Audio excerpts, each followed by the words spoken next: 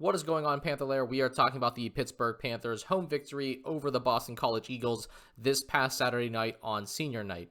Now, Pitt put up 93 points in this game, 26-point victory over Boston College. The last time they eclipsed the 90-point mark was when they put up 110 points at home against the Sam Houston Bearcats back on December 21st. So there's a lot of things to like about their offensive performance. I think the main thing that sticks out for me is that they were really dedicated to sticking to a one big lineup, putting another shooter, another ball handler on the floor in place of Guillermo Diaz-Graham.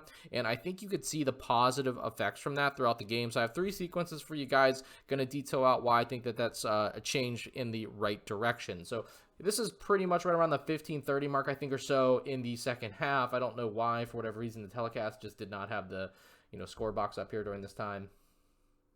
But essentially what Pitt was able to do was to put Jalen Lowe into a high ball screen situation where the one pass away guy was another ball handler shooter. Now, I've talked about before how I think Cummings has a lot of catch and shoot potential, and that was kind of unlocked here a little bit more by a lot of Lowe's decision making and being able to draw two defenders and find him in open spots. So this one here in the beginning of the second half, they run that like inverted UCLA screen. And here you go, two guys converging. And I really like the movement shooting here from Cummings. Just moves into a space and hits this straightaway three.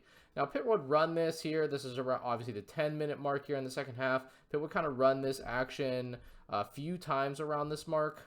And basically, this is kind of like their double stagger clear out. They would run this sometimes down this way, where you'd see one guy, he's going to set this screen, he'll clear the corner, and then you'll see Corin or Guillermo Diaz-Graham will come down here, and they'll set this screen and kind of clear out, and then this ball handler would attack into this double gap.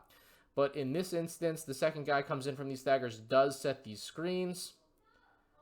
Now, I really like here what he finds from Cummings, and by one pass away, this is shut down. The thing that Cummings brings is the ability to make plays, right? He can make more passes than the bigs. He's another guard. He's another ball handler. And by kicking this over to Cummings, you're able to create, he's able to use his dribble, create an angle to get the ball in here to Corin. Now, unfortunately for Corin, he gets like stuffed here by the rim in a wedgie. And then this ends up still being, I think, Pitt's possession here because the possession arrow, and then he does score on a layup. But having another playmaker off of a live dribble here is important because these types of plays become unlocked when they wall off Low. He goes the one pass away. Cummings takes one dribble, creates a good angle, and gets it into Corin.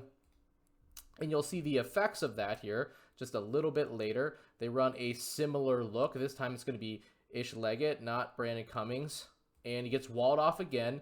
Now, this defender says, okay, well, last time you tried to get this ball into Corin, but also probably remember as well, Brandon Cummings, he came down here, lifted a little bit with that movement shooting, and hit a dead away three. So this defender's in a weird position here. So he has to make a decision, and Lowe makes the right choice, goes over the top as this defender clears out, and ends up getting an alley-oop. So that's just an example of similar situations, especially those last two sequences being the exact same action, where you're able to get different looks based on how the defense is going to play those things. And I feel like when Pitt doesn't get so locked in on trying to go to any one guy, when they're just reading and reacting and they're executing well, I mean, that's what good offenses do. And there was a time where Pitt was able to do that, and I think you saw that against Boston College. Granted, not a good team, but hey, going into the ACC tournament, I think it's important that they have some type of offensive momentum because I don't think they're going to be a good defensive team. And so they seem to find the rhythm here. I think this is just one of those examples, and we'll see if that continues on Tuesday.